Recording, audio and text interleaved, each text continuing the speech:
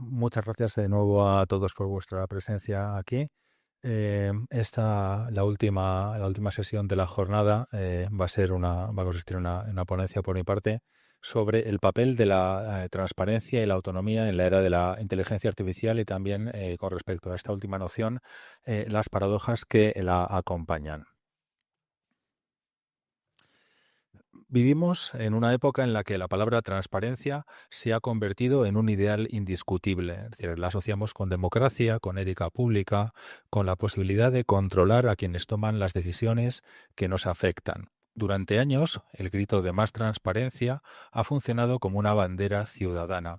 Si podemos acceder a la información, si la información está disponible, podemos también fiscalizar, podemos exigir rendición de cuentas, ejercer con eficacia nuestra autonomía. Si los gobiernos y la administración se vuelven más transparentes, los ciudadanos podrán vigilar, exigir explicaciones y participar con mayor igualdad en la vida pública. Sin embargo, cuando llevamos este ideal al terreno de los datos, de los algoritmos y de la inteligencia artificial, algo parece que se resquebraja. Nos encontramos con un problema que parece paradójico. Más información no siempre equivale a más comprensión, y en ese caso la transparencia, entendida como simple acumulación de datos, se convierte en un espejismo democrático. Un ciudadano puede tener acceso a una miriada de informes técnicos, puede tener acceso a todos los repositorios de código abierto, a todas las noticias, declaraciones, informes, y sin embargo no tener tiempo para consultarlos y, lo que es peor, no poder comprender nada relevante de ellos.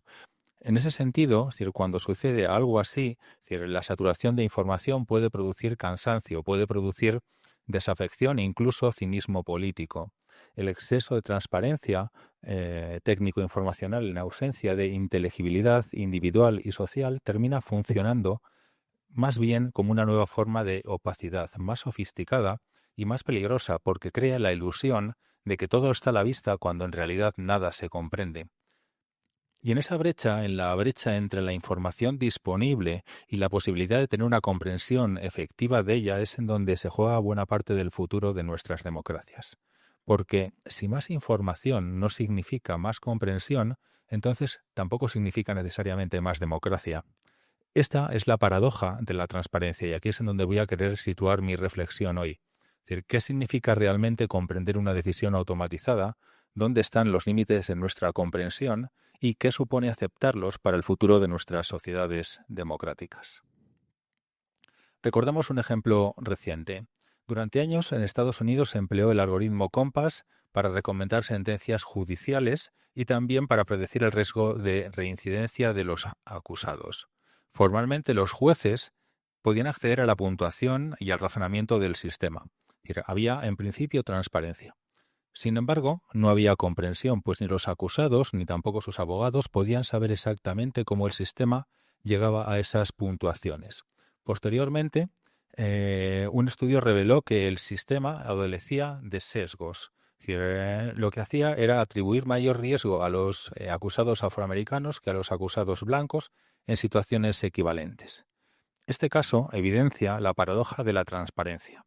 El algoritmo entrega información, pero esa información no se comprende adecuadamente, ni la información ni tampoco en qué se encuentra fundamentada. Por lo tanto, no permite cuestionar los criterios de fondo en una cuestión no menor, a saber, el derecho a un juicio justo y a la igualdad ante la ley, ambos pilares básicos de toda democracia.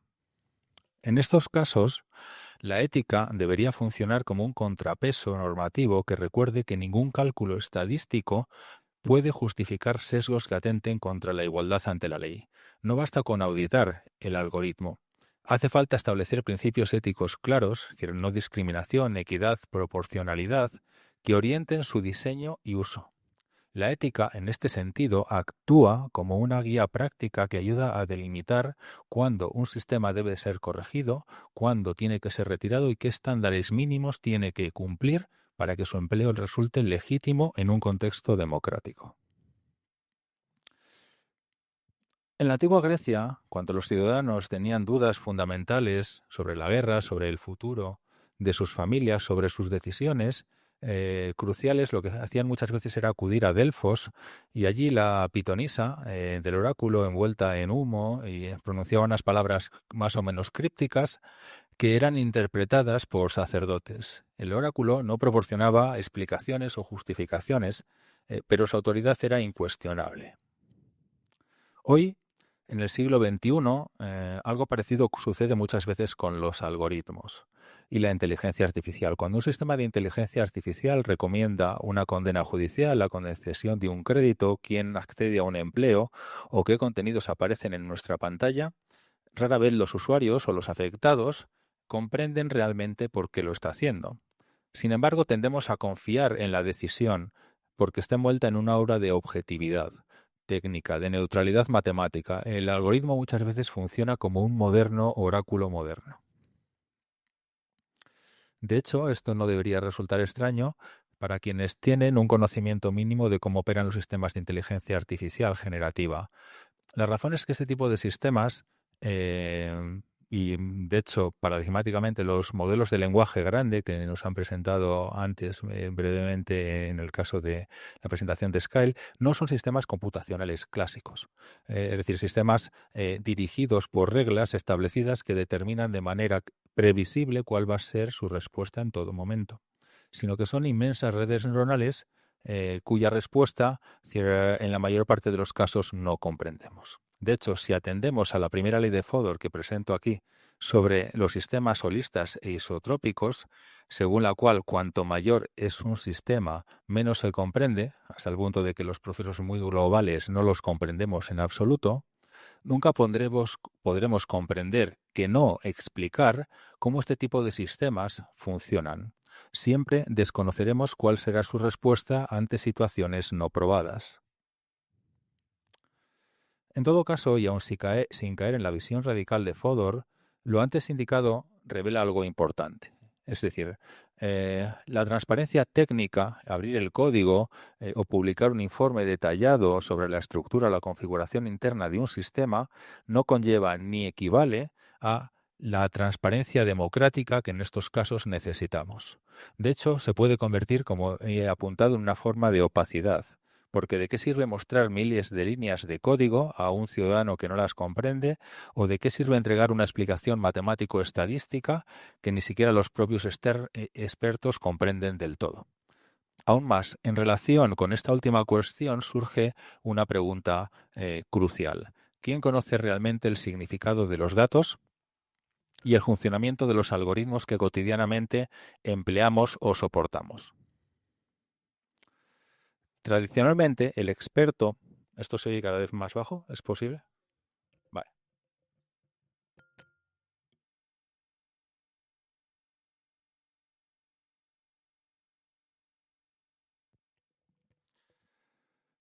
Como decía, de hecho, esto no debería resultar extraño para... bueno, estaba diciendo, tradicionalmente el experto por excelencia era el técnico. Pensemos, por ejemplo, en los siglos XIX y XX. El ingeniero era quien comprendía el funcionamiento de la máquina.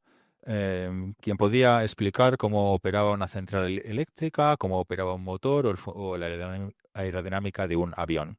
Es decir, también desde los primeros tiempos de la informática, el ingeniero de sistemas o el programador podía seguir y explicar paso a paso el funcionamiento del algoritmo o programa que había implementado y dar cuenta de la lógica interna. En este marco era el experto, es decir, informático en este caso, es decir, el que tenía una figura fundamental y cuyo papel estaba claro. Era aquel que dominaba la máquina, es decir, y la sociedad podía fiscalizar ese saber a través de informes, auditorías y regulaciones que dependían de él. De hecho, hasta hace poco el papel del experto informático encajaba bastante bien con la concepción que Hilary Putnam tenía de la división del trabajo lingüístico, es decir, que atraviesa buena parte de nuestro lenguaje y conocimiento. Según Putnam, el conocimiento, el significado de los términos no depende únicamente del conocimiento de cada sujeto individual, sino que reside en el esfuerzo colectivo de una determinada comunidad lingüística. En este sentido, hay ciertos especialistas que custodian y garantizan la corrección de esos significados especializados y basta con confiar en que el experto dispone de ese conocimiento. Por ejemplo, en que el químico será capaz de distinguir la pirita del oro y que también podrá decirnos por qué el agua es H2O sin que el resto de nosotros debamos de tener ese conocimiento o ser capaces de verificar un cierto hecho. El conocimiento en este caso estaba distribuido entre todos nosotros. Pertenecíamos a comunidades en donde había un conjunto de expertos que sostenían colectivamente la verdad de lo que decíamos. La división del trabajo lingüístico, por tanto, garantizaba así que la opacidad individual que estaba presente a nivel individual no se tradujera en una opacidad social, en la medida en que siempre había expertos identificables, accesibles y reconocibles que mediaban entre el ciudadano y ese saber especializado, y en el caso que nos ocupa, entre el ciudadano y el funcionamiento de la máquina. Ahora bien, con los algoritmos clásicos continúa sucediendo más o menos lo mismo. Es decir, no era necesario que cada usuario comprendiera el funcionamiento detallado del algoritmo, cómo estaba implementado, o cómo funcionaba o cuál era una cierta estructura de datos, en la medida en que había una cierta comunidad de expertos, los ingenieros y los programadores, que eran capaces de dar cuenta de ese funcionamiento. Es decir, el conocimiento de este grupo aseguraba la inteligibilidad colectiva del sistema informático en su conjunto. Es decir, por ello, el ciudadano podía utilizar una computadora con confianza o beneficiarse del uso de un programa informático, e incluso depender de sistemas altamente automatizados sin necesidad de comprender en profundidad cómo ninguno de ellos funcionaba. Bastaba con confiar en que el ingeniero o el programador tenía ese saber especializado, de igual modo que confiamos en el filólogo, el químico o el mecánico. Hoy, sin embargo, la situación ha cambiado. Los sistemas basados en grandes redes neuronales artificiales y entre ellos la inteligencia artificial generativa ya no operan como mecanismos transparentes con engranajes visibles. Se basan en el uso masivo de grandes estructuras de datos y con un carácter principalmente estadístico, capaces de identificar probabilidades y correlaciones. Es decir, esto va a introducir varios niveles de opacidad. Es decir, por un lado, la magnitud de los modelos hace que sea prácticamente imposible rastrear de manera comprensible cada conexión o cada ajuste de parámetros. Hablamos de miles de millones de pesos numéricos distribuidos en arquitecturas cuya lógica global resulta inabarcable incluso para los propios desarrolladores. En segundo lugar, la dependencia radical de los datos de entrenamiento implica que las salidas producidas ya no son el resultado de reglas explícitas, sino de regularidades aprendidas.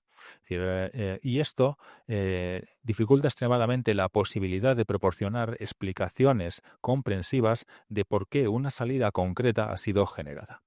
Por ello, la combinación de esta dinámica probabilística con la magnitud de los sistemas termina generando un efecto de caja negra, de black box. Los sistemas acaban produciendo respuestas plausibles y aceptables sin que muchas veces, o más bien casi nunca, podamos vincularlas a una serie de razonamientos comprensibles. La consecuencia es que la confianza del ciudadano ya no va a estar, ya no siempre va a poder recurrir o ya no va a poder siempre apelar a un experto que comprenda el sistema en su conjunto, paso a paso. Es decir, porque el ingeniero, ahora mismo para el ingeniero la operativa de ese sistema va a ser casi tan opaca como para el ciudadano de a pie. Y lamentablemente, como apunto, la división del trabajo lingüístico de Putnam no alcanza a las redes neurales artificiales contemporáneas ni, por tanto, a la inteligencia artificial generativa. De hecho, para el caso de estos sistemas, el ciudadano se enfrenta a una opacidad estructural, es decir, mucho más difícil de fiscalizar en términos técnicos, sociales y democráticos, porque ¿de qué serviría proporcionar una explicación basada en redes neurales que ni los propios expertos entienden del todo?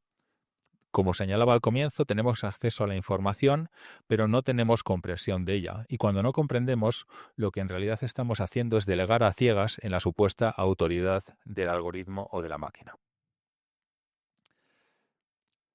Volvamos ahora a la gran pregunta que planteaba hace un poco. Es decir, ¿quién conoce el significado de los datos y el funcionamiento de los algoritmos, aunque sea de manera parcial?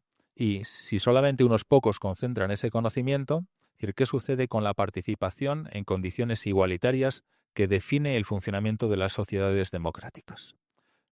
Como habíamos dicho antes, el experto era el técnico, el ingeniero que comprendía la máquina, y ese saber podía ser supervisado, al menos en parte.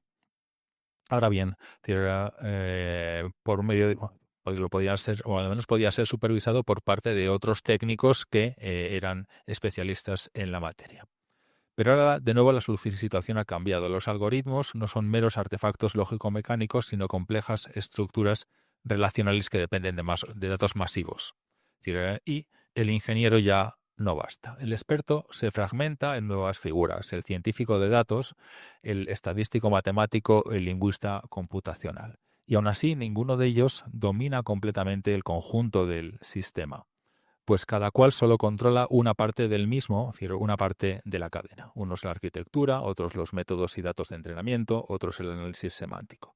Es decir, el resultado es una forma de saber distribuido que dificulta su fiscalización y genera una opacidad estructural. No hay un intérprete único capaz de dar cuenta de cómo se producen los distintos resultados en caso de que esa explicación fuera posible.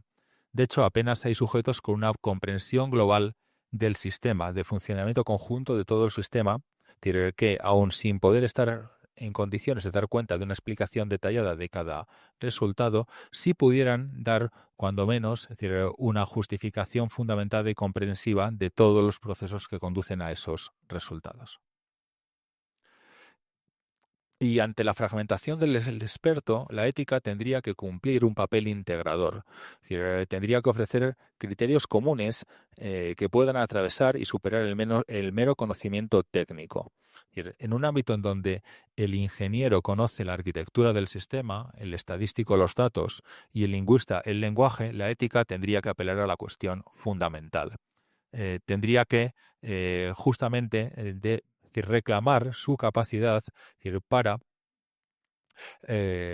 justificar, es decir, qué consecuencias va a tener todo esto, es decir, cuando menos, es decir, dar cuenta o abordar la cuestión de qué consecuencias va a tener todo esto sobre la justicia, sobre la autonomía y sobre los derechos humanos. Es decir, la fuerza de la ética radica justamente en su capacidad para recordar que el conocimiento técnico no puede responder a esta pregunta. La evaluación de un sistema algorítmico no se puede reducir a un mero cálculo de eficiencia o a la precisión de sus resultados. Se tiene que medir sobre sus efectos en la vida social, sobre las personas, en la distribución de oportunidades, en la preservación de la dignidad. La ética tendría que actuar como brújula normativa que permita transformar un cúmulo de decisiones automáticas y no siempre bien comprendidas. Es decir, en un juicio colectivo acerca de lo que es aceptable o no dentro de una sociedad democrática. Y eso nos abriría un poco la puerta hacia lo que llamo inteligibilidad democrática. El fenómeno hasta aquí presentado tiene unas consecuencias importantes sobre la idea de nuestra propia autonomía. Como nos recordaba Kant cuando definía la Ilustración, como la salida de la humanidad de su minoría de edad, es decir, esa situación en la que alguien decide por nosotros porque no nos atrevemos a pensar. La autonomía ilustrada, es decir, una autonomía ilustrada que nos propone usar la propia razón en democracia, ese ideal se acabó traduciendo en la capacidad de los ciudadanos de deliberar, de tomar parte en las decisiones colectivas, de ejercer control sobre el poder. Pero hoy, sin embargo, nos encontramos en una situación ambigua. Por un lado, seguimos defendiendo ese ideal ilustrado, el ideal de ser autónomos, de tomar decisiones por nosotros mismos de manera informada. Pero por otro lado, nuestra vida cotidiana está cada vez más repleta y mediada por sistemas autónomos de puntuación, de clasificación, que operan con una opacidad casi total. Confiamos en ellos porque funcionan, porque resultan eficaces, porque nos hacen la vida más cómoda, pero de nuevo, la paradoja se hace visible.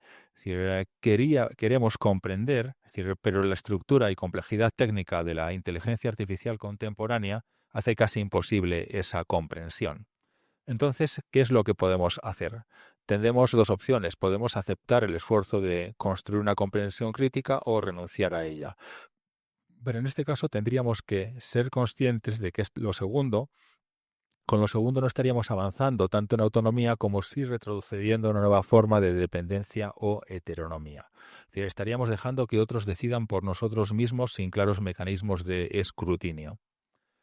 Pensemos, por ejemplo, en los algoritmos de recomendación de empresas tales como YouTube, Netflix o TikTok.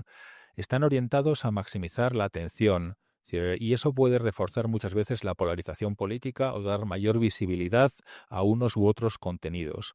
El ciudadano cree que elige libremente. Creemos que elegimos libremente. Pero en realidad nuestras elecciones están condicionadas, es decir, por un sistema que nadie fuera de la empresa conoce ni comprende. De modo similar, en la esfera pública, en ese espacio donde deliberamos colectivamente, muchas veces esta esfera se encuentra gobernada por algoritmos opacos y en esos casos, de nuevo, la democracia misma se puede ver comprometida.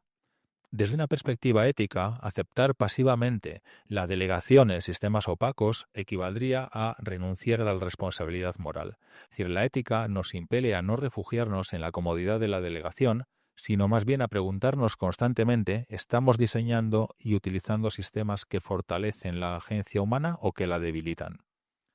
En el caso de los algoritmos de recomendación, la ética no se puede limitar a pedir transparencia. Tienen que exigir que estos sistemas se encuentren alineados con los principios del pluralismo, de la diversidad cultural y de la protección de la deliberación democrática, ya que sin esas exigencias el espacio público puede quedar expuesto y potencialmente dominado por la lógica unilateral de beneficio económico. Si la democracia implica y necesita deliberación, igualdad de participación, control ciudadano del poder, entonces este nuevo desajuste en nuestra comprensión y la existencia de sistemas muy opacos nos enfrenta a un riesgo claro, que los algoritmos se conviertan en una forma de despotismo invisible. La teoría democrática ha defendido siempre la posibilidad de escrutinio. Los ciudadanos no necesitan comprender todos los detalles técnicos de las decisiones, pero sí que tienen que poder identificar quién decide, con qué criterios y con qué consecuencias. La opacidad algorítmica erosiona precisamente este principio, es decir, cuando se delega la toma de decisiones en sistemas que no comprendemos plenamente y que sin embargo influyen sobre derechos fundamentales y oportunidades vitales de los ciudadanos. El despotismo se hace invisible no porque no ejerza el poder, sino porque su ejercicio se disfraza de neutralidad técnica, de simple cálculo automático. Un ejemplo claro lo encontramos en los sistemas de calificación crediticia, es decir, millones de personas son evaluadas por los algoritmos que acabarán determinando si pueden acceder a un préstamo, si van a poder acceder a un cierto empleo o incluso, otros relativos a su solvencia financiera y demás. Un ciudadano recibe una cierta puntuación, pero rara vez sabe qué factores la determinan. Ni puede cuestionar la lógica que le ha llevado al algoritmo a calificarle como de riesgo alto. Y aquí se encarna ese despotismo invisible, porque el poder de decidir sobre la vida económica de las personas se acaba ejerciendo sin posibilidad de impugnación, sin acceso al criterio de decisión. Y lo mismo sucede muchas veces en la esfera pública, donde los algoritmos de recomendación en redes sociales y en plataformas digitales deciden qué contenidos vemos y cuáles quedan relegados. Formalmente, esos sistemas se presentan como neutrales, ajustados a nuestras preferencias, aunque en realidad están diseñados para maximizar la rentabilidad publicitaria, por ejemplo. Y eso significa favorecer los contenidos que son más atractivos, más virales, más polarizantes. Y el resultado es que los ciudadanos, más bien que acceder a un espacio público de opinión neutral o de liberación plural, a lo que acceden es a burbujas de información que refuerzan sus sesgos previos y debilitan el debate colectivo. Y de nuevo aquí también actúa un despotismo invisible. Es decir, nadie votó nunca que la maximización del número de clics o del tiempo de atención a una página tuviesen que ser los principios rectores de la esfera pública digital. Y sin embargo, ese es el criterio que muchas veces gobierna buena parte de nuestras conversaciones. Es decir, en todos estos casos, tanto en la vida económica como en la vida pública, Lo que está en juego no es solo la transparencia de los algoritmos, sino la propia naturaleza democrática de nuestra sociedad.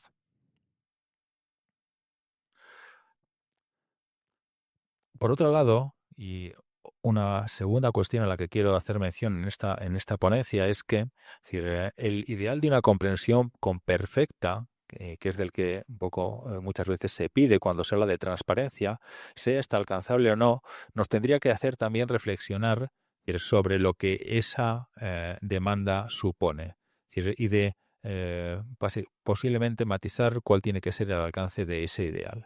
¿Por qué? Es decir, aun si pudiéramos comprender cómo funcionan los algoritmos, es decir, y los sistemas de inteligencia artificial, la pregunta tendría que ser si siempre eso es deseable. Si lo que dichos algoritmos modelan son las preferencias, las conductas de sujetos individuales, sus patrones de comportamiento y las decisiones tomadas por ellos, y si estos sistemas de inteligencia artificial fuesen capaces de hacerlo con una gran o absoluta exactitud, como muchas veces ya sucede, ¿hasta qué punto nos conviene que cada resultado algorítmico se encuentre perfecta y exhaustivamente justificado, cuando ese algoritmo es capaz de modelar con precisión la conducta de un sujeto en particular? ¿En dónde queda entonces la libertad individual de dicho sujeto? Es decir, ¿no hay también un derecho ciudadano a no ser explicado? Pensemos por un momento en este ejemplo que planteaba Edinamias. Nos proponía imaginar que en el próximo siglo descubrimos todas las leyes de la naturaleza y construimos un supercomputador que pueda deducir de esas leyes y del actual estado del sistema lo que ocurrirá en cualquier momento futuro. Un supercomputador laplaciano, que recibe ese nombre por Laplace, que fue el primero que lo concibió. Dice, podríamos, por tanto, examinar cualquier aspecto del mundo y predecir todo sobre él, con un 100% de precisión. Supongamos que ese computador existiese y que examinase el estado del universo en un momento, el 25 de marzo del 2150, 20 años antes de que Jeremy Hall nazca. El computador deduce de su información y de las leyes de la naturaleza que Jeremy robará con toda seguridad el banco Fidelity a las 6 de la mañana del 26 de enero del año 2195, 45 años después. Como siempre, la predicción del supercomputador es correcta y Jeremy roba el banco a las 6 de la mañana del 26 de enero del año 2195. La pregunta ¿es Jeremy moralmente responsable de este robo? Si Jeremy no se podía haber comportado de otro modo y su conducta fue anticipada 45 años antes por un supercomputador, ¿en dónde queda la libertad, la autonomía y la responsabilidad moral de Jeremy? Claro, observemos que la posibilidad de este tipo de situaciones supone un profundo problema para nuestra idea de autonomía y de responsabilidad moral. La cuestión es que una predicción perfecta sugeriría que Jeremy no podría haber actuado de otro modo, y en tal caso, la pregunta es hasta qué punto es un agente libre y moralmente responsable. Trasladado al ámbito de la inteligencia artificial, una explicación perfecta de unos sistemas que fuesen capaces de anticipar o de predecir la conducta de las personas equivaldría a una explicación perfecta de esas conductas. Y en esos casos, las acciones realizadas por los sujetos, es decir, ¿hasta qué punto podríamos decir que eran libres? Surge aquí la pregunta, o lanzo la pregunta, de si tendríamos que reconocer un supuesto derecho humano a no ser completamente explicados, es decir, a preservar un margen de opacidad, de imprevisibilidad en nuestras decisiones que proteja nuestra experiencia subjetiva de libertad. Ese derecho no pretende poner en tela de juicio la causalidad física, sino simplemente actuar como principio ético para evitar reducir al ser humano a un simple objeto de predicción y control, a ser, es decir, un mero elemento de un conjunto de ecuaciones, un simple parámetro en ellas, y preservar de este modo la libertad, la autonomía y la responsabilidad moral. Es decir, pensemos en lo que sucedería de no hacerlo. Eso es lo que sucede cuando la explicación se convierte en hiperjustificación, cuando cada clic, cada compra, cada interacción en una red social puede ser analizado y justificado en términos de predicciones algorítmicas. Es decir, una transparencia total también equivale o podría equivaler a una vigilancia total. Significaría que nuestras vidas se pueden convertir en objetos de escrutinio constante y de quedar desnudas ante la mirada de quien sí comprende las decisiones del algoritmo. En este escenario, lejos de ganar autonomía por medio de la transparencia, la perdemos, porque nuestra identidad queda atrapada en una red de explicaciones externas que, en cierto modo, nos controlan. Es decir, en esa situación, el derecho a comprender se transforma en posibilidad de ser comprendidos por una máquina, y eso abre la puerta a nuevas formas de control, y también a problemas éticos filosóficos de primer nivel. Por ello, en todos estos casos hace que quede en el aire la cuestión de si siempre queremos una completa y absoluta comprensión, pues desde el punto de vista ético parece que no toda explicación puede ser moralmente deseable. A veces, exigir explicaciones puede convertirse en un mecanismo de control total que incluso arroje sombra sobre la propia libertad y responsabilidad individuales, en donde cada gesto y cada decisión queden atrapados y determinados por una red de justificaciones.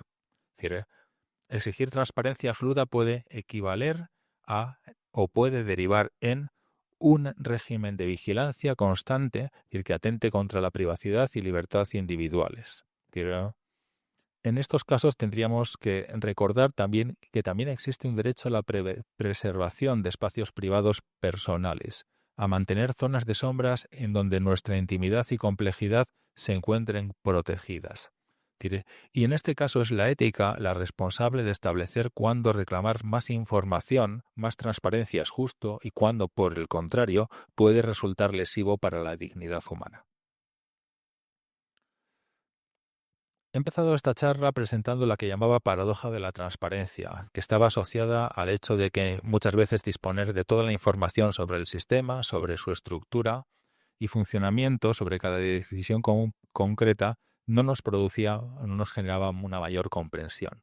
La primera paradoja de la transparencia consistía justamente en eso. Pero mi propósito en esta charla era hacer ver que hay otra paradoja de la transparencia o de la opacidad que no es menos importante que la anterior, asociada al hecho de que la transparencia no es un extremo axiológico, no es un ideal u objetivo siempre deseable. Es decir, ¿por qué? Porque en ciertos casos sistemas que sean absolutamente transparentes, es decir, y que al tiempo sean perfectamente capaces de predecir el comportamiento y respuestas del ser humano, es decir, pueden equivaler o pueden dar lugar a una amenaza para la autonomía, libertad y responsabilidad moral de los sujetos. Por tanto, la transparencia tan solo es incontrovertidamente deseable si la explicación del comportamiento de la máquina no conlleva al mismo tiempo la explicación de la conducta del ser humano. La segunda de la paradoja de la transparencia es, por tanto, que no siempre más transparencia equivale a más autonomía, pues puede equivaler a menos autonomía en una situación similar a la actual, en la cual los algoritmos o sistemas artificiales pudieran ser capaces de anticipar nuestra conducta. Bien, un poco ya para ir terminando. Es decir, aceptar los límites de nuestra comprensión, me gustaría hacer ver que no significa renunciar a la democracia, sino replantearla. Es decir, entiendo que tendría que significar reconocer que la transparencia no puede consistir simplemente en abrir cajas negras técnicas, es decir, porque la verdadera transparencia democrática no es acceso ilimitado a información incomprensible, sino la capacidad de atender y enfocarse en las consecuencias sociales de las decisiones que toman estos sistemas. La pregunta, por tanto, no es cómo funcionan en detalle, sino qué efectos producen en la vida pública. Las decisiones y recomendaciones que producen, si refuerzan desigualdades, si amplifican la polarización, si favorecen la deliberación democrática o en cambio la erosionan. Es decir, pueden conducir en algunos casos a la violación de derechos. Todas estas son las cuestiones fundamentales. Y aquí es en donde habría que profundizar justamente en esta idea de inteligibilidad democrática. Si la opacidad de los sistemas de inteligencia artificial es inevitable, como he sugerido, entonces pretender una transparencia o comprensión absoluta sería ilusorio. En ese marco, lo que una sociedad democrática se tendría que preguntar no es tanto cómo eliminar esa opacidad, sino cómo gestionarla y encauzarla políticamente. La clave no está en que cada ciudadano entienda el funcionamiento interno de los sistemas, sino más bien en que existan instituciones y procedimientos que conviertan esa opacidad técnica en inteligibilidad cívica. En el caso de la inteligencia artificial, eso implicaría la existencia de auditorías públicas sobre los impactos que tiene la inteligencia artificial y espacios de participación ciudadana que permitan traducir sus resultados en juicios colectivos sobre lo que es o no es aceptable. Por tanto, la inteligibilidad democrática no tendría que ser medida por el volumen de información abierta al público, sino por la capacidad real de trasladar eso incomprensible en decisiones políticas deliberadas y sometidas al control ciudadano. Como he intentado mostrar, la paradoja de la transparencia muestra que más información no equivale a más comprensión y también que más comprensión tampoco equivale a más autonomía o participación. Es decir, lo que necesitamos es redefinir la transparencia como principio político, es decir, como inteligibilidad democrática. La democracia no exige que todos comprendamos los cálculos internos de un modelo de lenguaje, pero sí que podamos evaluar y discutir qué efectos tienen sus decisiones sobre la esfera pública. Transparencia no es abrir el código, ni proporcionar información totalmente detallada sobre la estructura del sistema, sino que garantizar que sus efectos, los efectos de su uso y aplicación, estén sometidos al control ciudadano. Significa desplazar la pregunta de cómo funciona este sistema o este algoritmo a qué efectos produce sobre la sociedad y cómo podemos regularlos. Significa, por tanto, que los sistemas sean comprensibles en lo que importa, en su impacto social, y controlables por la ciudadanía. Solo así podremos evitar que opacidad técnica se convierta en despotismo algorítmico y podremos transformar la transparencia en un instrumento al servicio de la autonomía ciudadana y de un poder político democrático. En todo esto, ¿cuál tendría que ser el papel que juegan las humanidades? Si algo nos han enseñado es que la comprensión humana no se agota en explicaciones técnicas ni en descripciones causales, porque comprender significa interpretar, significa poner en perspectiva y en contexto, significa dotar de sentidos. Y en un contexto como este, en el que resulta crucial leer críticamente las decisiones y promesas de la tecnología, identificar y advertir acerca de sus potenciales riesgos y articular narrativas que los sitúen y sean capaces de situar a los ciudadanos en un marco de deliberación común acerca de sus decisiones, las humanidades pueden y deben jugar un papel relevante. Pues sin su contribución, la inteligibilidad democrática corre el riesgo de reducirse a un mero cálculo tecnocrático, a una mera gestión eficiente de datos y de información. Por ello, desde las humanidades deberíamos recordar que toda decisión, también aquellas que toman los sistemas algorítmicos, es siempre una decisión situada, con efectos sobre las personas, sobre sus formas de vida, sobre sus horizontes de desarrollo, de significado y de esperanza. Es decir, que no siempre están adecuadamente representadas en los conjuntos de datos que se manejan.